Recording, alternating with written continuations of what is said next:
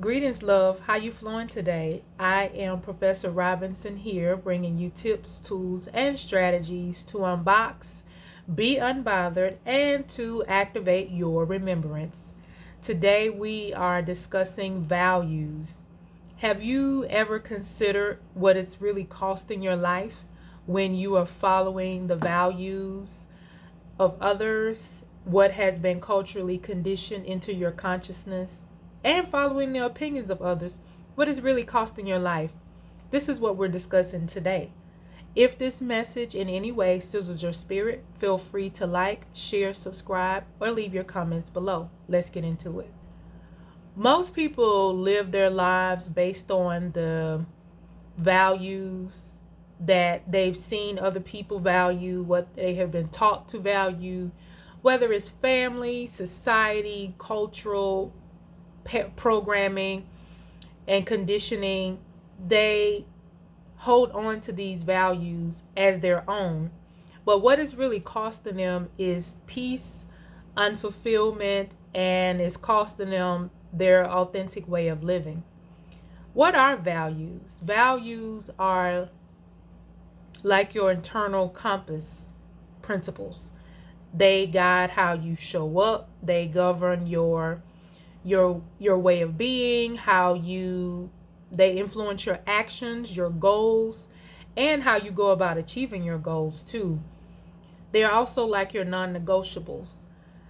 So if you were a tree and you had roots that are flowing out from your root chakra going deep into the earth, those roots would represent your values, which would be the principles that you nurture or not.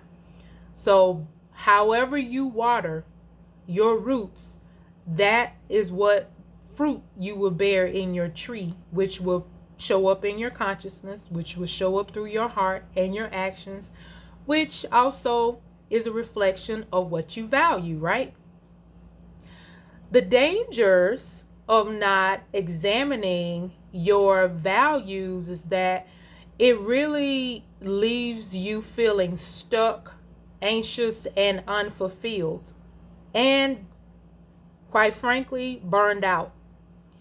For instance, if you're someone who values perfection, I know I've done that before. Especially as a melanated woman, we've been told that we have to be extra, we have to work 10 times harder, do everything more extravagant than the next group of people because of color. I don't really want to make this conversation about that, but that's been a narrative that has run for quite some time.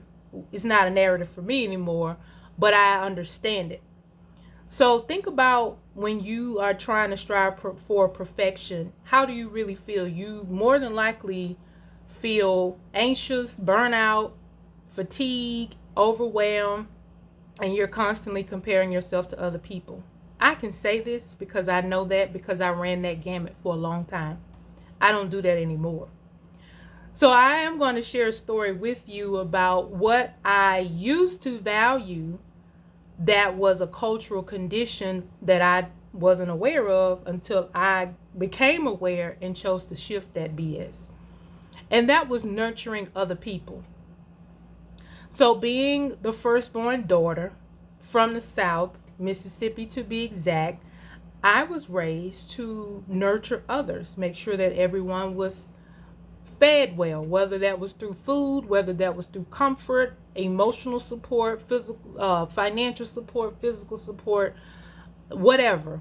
I was there to hold space and make sure that everyone was well and taken care of. I did that for my family, and then I started doing that in my friendships. I didn't know that I was doing it, but I was exhausted. So I had friends in my life tell me that they saw me as this, oh, you're so nurturing, you're so motherly. Now, I don't have children, and I couldn't understand why they would think that I was this mothering woman. I didn't like it because it made, to me, I was hearing that I was this old maid and matronly, and that's not me at all. And if you know me, you know that that is not my personality at all. And I'm like, it's not me, but okay, if that's what you see. And I had to sit with that.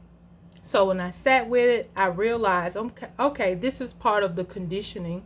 This is something that was a unconscious value of over nurturing, over giving, and I cleared that out, but I had to go a little deeper. And what sparked me going deeper was back in 2018, I lost my grandmother and a grandfather months apart. And I had friends to reach out to me wanting to know why they hadn't heard from me. Now, mind you, I'm in the middle of my grieving process. And when I grieve, I grieve. I'm one of those that I advocate grieving in the middle of the floor, crying, whatever. However you need to grieve, you need to grieve. So that's where I was, somewhere in the middle of the floor, crying because I was sad because these people who have raised me my whole life, they're gone. And on top of that, I was really coming out of a tumultuous experience in my life, and I was also healing myself from depression. They knew this, but for them to say to me, why haven't we heard from you? Now, this happened on several instances. This wasn't just one person. This was a couple of people that asked me this question. We haven't heard from you. What's wrong with you? Why you ain't checking in with me? And I said, wait a minute. They know I got all this going on, and I'm the one that really requires the support and somebody holding space for me. What the hell did I do in my relationship with them for them to feel comfortable enough to reach out to me to ask me this in this time? So I got my ass real clear. I had to go in to do some deep excavation to understand what was this that I set up from in my life and projected out into my relationships for it to be okay for people to show up back to me in this way when I never did that with them. And I usually don't, because I was the one doing all the checking in, and that's what happened. I was the one always making sure they were comfortable, that they were safe, and they were secure emotionally. The one who was always doing the checking in. If I thought about them, oh, I'm checking in, or oh, I'm coming by your house to make sure you're well. What do you need? I'm doing this. All the overgiving, all the overdoing. I did all of that. So that's when I realized I had this unconscious value, because it was a familial and a cultural imprinting that made me value to nurture other people. And overgiving, those are two separate experiences. And the danger of that was I was burned the hell out. I was burnt out, dealing with depression, and also was experiencing high blood pressure. Who knew? But I don't have it anymore. But that was a real issue that I was having, and I said, you know what, I have to really shift this. So now I deepen my compassion for self first, because what I cannot give to someone else what I do not have for myself. And they let me know that real quick. Like, you ain't taking care of yourself, so how the hell you expect us to take care of you when you're not taking care of yourself? What a very powerful awareness, right? So now, me valuing myself, valuing self-compassion, right? It helps me to, that's one of my guiding principles for myself. And now I'm much more clearer about my life, my purpose. I know my purpose. I am confident in who I am and strengthen my confidence. And I can be myself authentically. I don't have to wear the masks for other people. I don't need the self-validation. I don't require to run through 2 to 3 friends to figure out how to make a decision. I go within myself and make the decision, and I get the decision from the Most High. Or sometimes I use my divination tools. If I'm going back and forth in my mind and it's not, if it doesn't give me a clear yes or no, I will pull out my divination tools. But nonetheless, I don't have the need to seek the validation from other people or go and care for other people to make me feel good and to guide what it is, and not being directionless, because that's another thing that happens when we are holding on and living our lives based on the values given to us by other people. We live our lives directionless, because our blueprint, our destiny is our own. It's not for other people to tell us that. That's why our values are self-generated. They're internal. Now, why is this important? Why is Professor Robinson bringing this conversation right now about values? We are living in a time where the Most High, divine source, creator, whomever you like to call, Mother, Father, God, whatever your name for your Most High is calling for us to do things differently. We're in a different time frame. We're in a different era. We're way past the stage of believing. We're in a stage of I know. And in the I know, we have to have our values intact.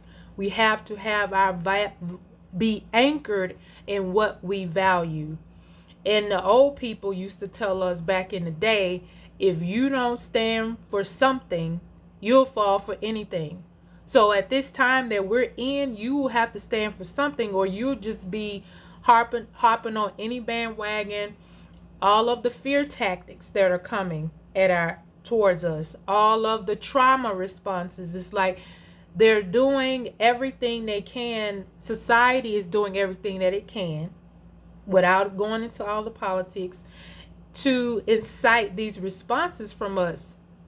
But for those of us who are secure in who we are and our values, we're good.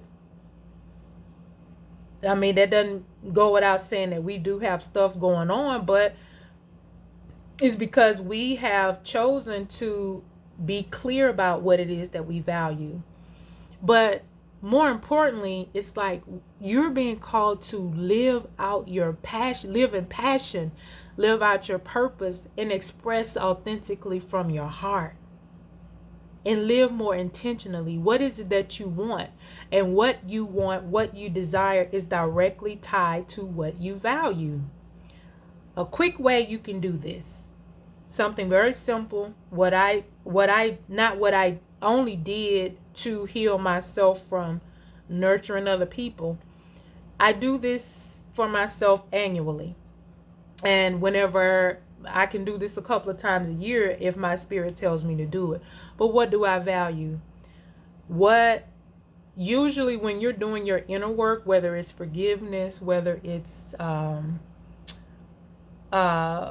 whether you're in therapy, whether you're doing some heart work, whether you are whatever healing process or healing journey you're on, more than likely that will be an opportunity for you to assess your values. For instance, you can take out a piece of paper, write down the values that have been given to you and the values that align with your soul. The values that have been given to you, you will know what they are because they're going to feel a certain way in your spirit. When you think about it, like the whole idea of perfection. If you have been valuing perfection, when you think about perfection, see how it feels in your body.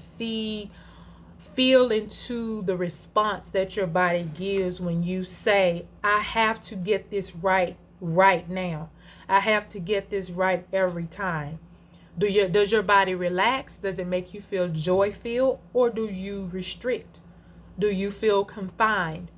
Do you feel a shortness of breath? Then you know that is a value that it's time to release. It's done served its purpose. You can let it go. But write the values down on one side that have been given to you, that you have lived by for this time, that no longer works. Now, on the other side of the paper, write the values that you do value. What do you value? What is your soul calling for right now at this time? And those are going to feel much more expansive. You're going to feel giddy. You're going to feel lighthearted. You'll feel excited.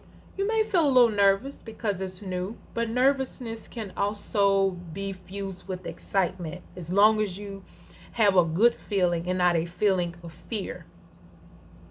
So try that on. See how that fits for you. That's what I did. That's what helped me to shift. These are practices that I work out. I wouldn't tell you anything that I don't do on my own.